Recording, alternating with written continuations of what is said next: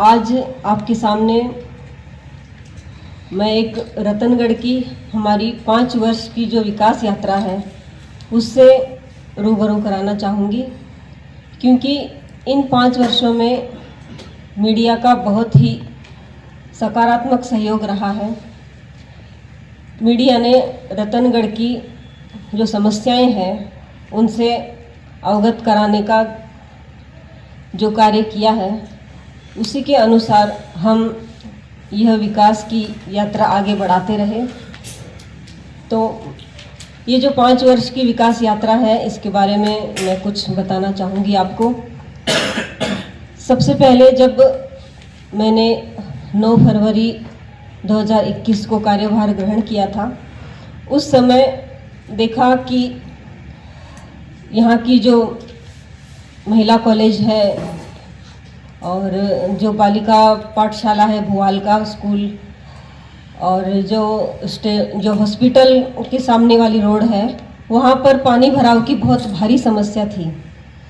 तो मैंने बच्चियों को, महिलाओं को उन समस्या से जूझते देखा। अस्पताल में मरीज जाते थे तो बड़ी दिक्कत होती थी कि वह गंदा पानी पार करके कैसे हॉस्पिटल में एंट्री ले। तो सबसे पहले ये सोचा कि इस समस्या का कैसे निदान हो, पर समस्या बड़ी जटिल थी और बहुत पुरानी समस्या थी।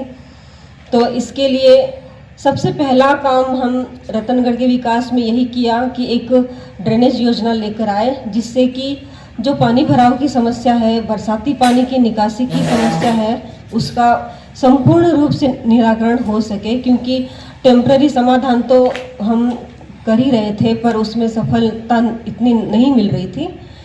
तो इसके लिए हमने 5 जगह सैंपल बनाए हैं और वो जो ड्रेनेज योजना है उसका कार्य अंतिम छोर पे है। और इस बार अनुभव भी किया है सबने कि जो बरसात का पानी है, जो 7 दिन तक नहीं जाता था, वो कुछ ही घंटों में निकल जाता है। तो इस कार्यकाल की यह एक बड़ी उपलब्धि में से है। जो खेल प्रेमी है रतनगढ़ के, उनके लिए इंडोर स्टेडियम एक बहुत बड़ी सौगात है, साथ में आउटडोर स्टेडियम भी है। तो इंडोर स्टेडियम अपने आप में एक बहुत ही अनूठी पहल है और ऐसा स्टेडियम आसपास कहीं नहीं है, यहीं पे है। तो खेल प्रेमी इससे बहुत ही खुश होंगे और अपनी प्रतिभा दिखाने का भी उनको अवसर मिलेगा। कि रेलवे क्लब की भूमि थी जिस पे गंदा पानी रहता था, तो उसको मैदान बनाकर वहाँ पर रामलीला का मंचन हो, ऐसी व्यवस्था भी की गई है। तो वहाँ के आसपास के लोगों को इससे काफ़ी राहत मिली है। और जो बारिश के दिनों में और भी गंदगी रहती थी और बीमारियाँ फैलती थी, उससे भी उन सबको निजात मिली है। या गुसाई धोरा पे सघन वृक्षारोपण के अंतर्गत 10,000 पेड़ लगाए गए और पूरे नगर में 1 लाख पौधे हमने लगाए हैं इस कार्यकाल के दौरान। तो पर्यावरण बचाने की दिशा में भी हमने यह पहल की है। जो चूरू रोड थी हमारी, बहुत ख़राब हालत में थी और चूरू हमारा जिला मुख्यालय है। तो उस रोड को सुगम बनाने के लिए मुख्यमंत्री कोष से हमने एक शानदार सड़क बनाई है। वहाँ पे एक सड़क सालासर यात्रियों के लिए भी बनाई है। तो वो भी पहले बनी भी नहीं थी, तो उन यात्रियों की यात्रा सुगम हो, इसके लिए एक अच्छी सड़क का निर्माण किया गया है। इस तरह सड़क का काम तो हर वार्ड में ही हो रहा है, हर जगह सड़कें बन रही है। जो हमारे बाहरी वार्ड है उनको भी सड़क से जोड़ा गया है, जालेऊ को भी सड़क से जोड़ा गया है। तो सड़कों का काफ़ी काम इस कार्यकाल में हुआ है। जहाँ तक लाइट व्यवस्था का सवाल है, तो हमने जगह चुनकर 13 जगह पर हाई मास्ट लाइट दी है, जो अच्छी कैपेसिटी की है, और सभी वार्डों में मिनी हाई मास्ट लाइट दी है। तो रोशनी व्यवस्था में इस कार्यकाल में काफ़ी सुधार हुआ है और रोशनी अभी लिंक रोड और चूरू रोड रोशनी व्यवस्था का कार्य प्रगति पर है। यहाँ भी बहुत ही सुंदर व्यवस्था रहेगी आगे। जो सफाई व्यवस्था है उसकी दिशा में हमने घर घर कचरा संग्रहण को आधुनिक रूप देते हुए ऑटो टिपर ट्रैकिंग की व्यवस्था शुरू की, जिससे कि जो रतनगढ़ की सफाई है उससे आसानी हो सके और नगर हमारा बिल्कुल स्वच्छ रहे। जहाँ प्रशासन शहरों के संग अभियान चला था, पट्टा अभियान, उसके तहत तो हमने 4000 पट्टों का वितरण कर दिया है, जो कि मुझे लगता है चूरू जिले में सबसे अधिक संख्या है हमारे रतनगढ़ की।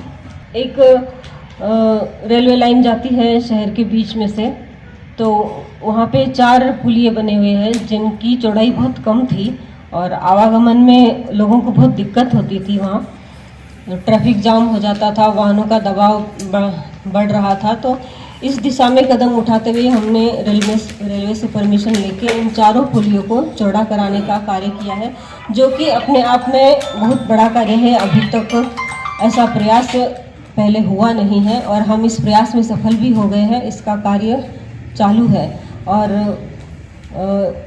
आगे कभी अवसर मिला तो हमारी ये अधूरी इच्छा रहेगी कि हम ये जो रेलवे लाइन है इसको हटाकर यहाँ सड़क मार्ग बनाएं और उसका सौंदर्यीकरण करें, क्योंकि इस रेलवे लाइन से काफ़ी गंदगी रहती है शहर में। एक और हमारे कार्यकाल में ही अनूठी पहल शुरू हुई है कि धार्मिक सांस्कृतिक भावनाओं को ध्यान में रखते हुए हमने गणगौर का जो पर्व है उसे भव्य रूप दिया। भव्य सांस्कृतिक आयोजन गणगौर की सवारी के तहत हुए हैं और दशहरा का कार्यक्रम भी बहुत भव्य बनाया गया।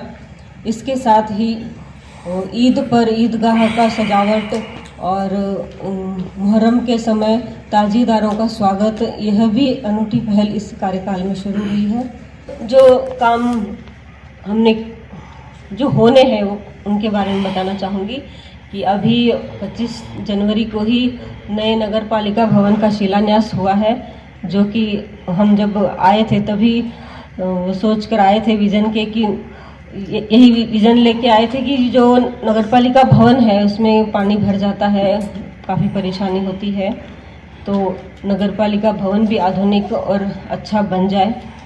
तो उसका शिलान्यास हो चुका है, उसका कार्य प्रगति पर है और कार्य जो करना रह गया था और इच्छा थी कि हनुमान प्रसाद जी पोद्दार है उनकी जो मूर्ति लगी है उसका सौंदर्यीकरण हमें कराना था। वो कार्य अब हम पूरा नहीं कर पाए, उसका थोड़ा सा मलाल रहेगा। जो नया नगर पालिका भवन बन रहा है उसके साथ ही अधिशासी अधिकारी और स्टाफ का आवास भी बन रहा है। काफ़ी ऐसे कार्य हैं जो हुए, कुछ नहीं भी हुए, पर हमने हमारा बेहतर देने की पूरी कोशिश की है और पूरा प्रयास किया है कि हम नगरवासियों की अपेक्षाओं पे खरा उतरे। मैं सभी नगरवासियों को हृदय की गहराई से हार्दिक धन्यवाद देती हूँ कि मुझे सेवा का अवसर दिया। साथ ही आज 5 वर्ष पूरे हो चुके हैं और जो शुरुआत हुई थी वो मैं याद करना चाहूँगी हमारे नेता रफ़ीक भाई जी, जिनका वरद हस्त हमारे ऊपर हमेशा रहा। उन्होंने आगे बढ़ने में पूरा सहयोग किया और उन्हीं के मार्गदर्शन में हमने यह विकास यात्रा पूरी की। धन्यवाद।